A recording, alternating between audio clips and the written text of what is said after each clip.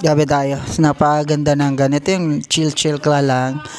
Currently, andito tayo sa Westpac Hotel and Suites. Nasa 27th floor tayo ngayon. And the view here is talagang it's pretty amazing. Gabi tayo.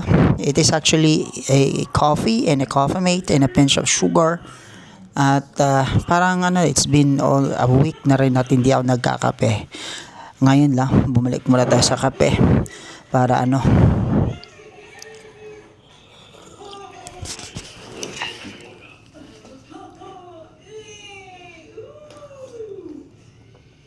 tour ko lang kayo sa aming hotel dito sa Westpac. Tingnan nyo, ang ganda. Pagpasok nyo dito, ito yung kitchen area. Napakaganda ng kitchen area niya. Tapos, pagpasok nyo dito, open yan, kitchen. So, yan, kung saan kayo magdi-dinner. Yan yung table na yan. Yan, ba? Diba? Ang ganda ng Tapos, ito naman yung sala.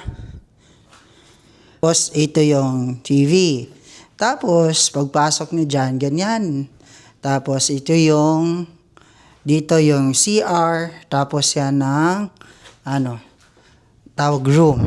Maganda yung yan. Tapos meron din dyan, di ko nabubuksan yan lahat. Kasi lang.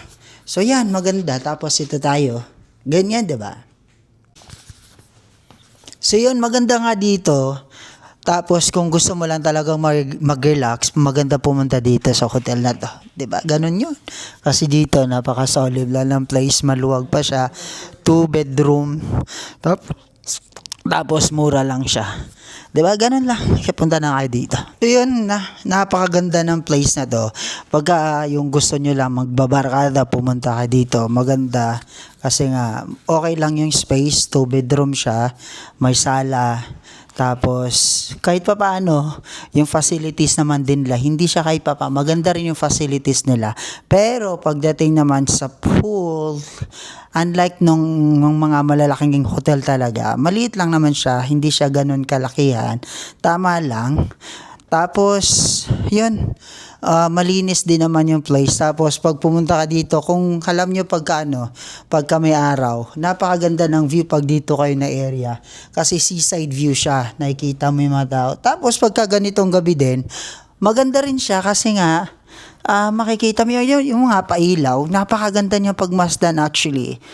Siguro hanggang dito na lang ako.